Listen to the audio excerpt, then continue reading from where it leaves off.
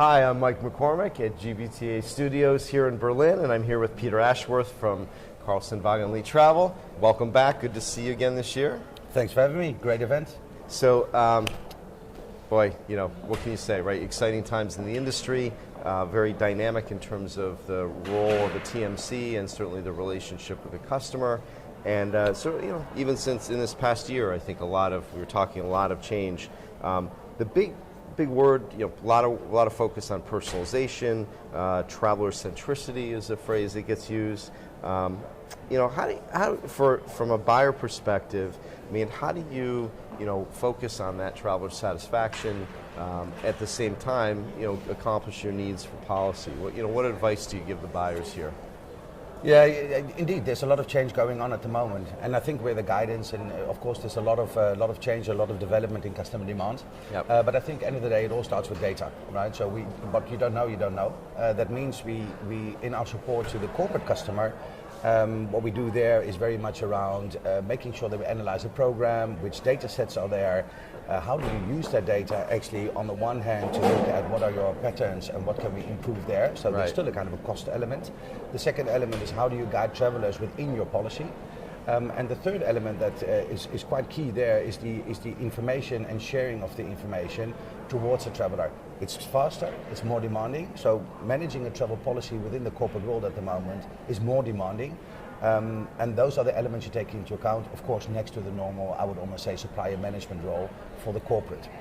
Yeah, and policies need to be more dynamic than ever, right? Because changing needs, you've got people traveling, they're on the front lines, they're trying to make good decisions on behalf of the company, but that doesn't always fit a rigid policy, so policy has to be flexible, right? Exactly, and I think that's one of the words is customer centricity and the buzz around that.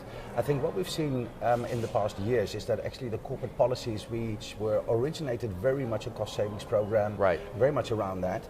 The heart of those policies have got much more what we traveler centricity or customer centricity is to make sure that the service that we deliver for the traveler actually also matches that. Right.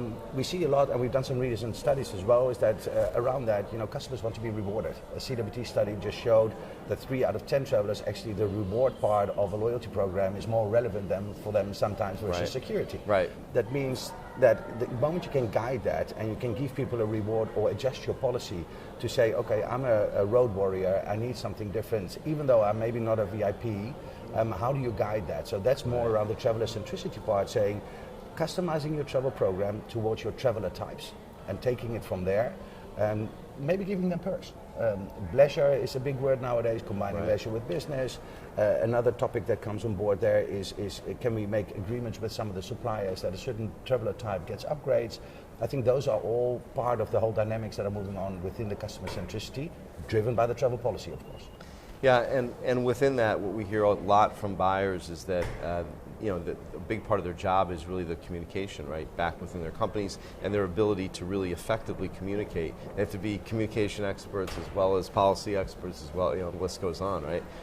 So that plays a big part of it. Yeah. No, absolutely. And we've done a lot of effort actually to guide that with the travel forecast, predictive analysis which is coming, our analytics IQ, and the opportunity to reach a traveler.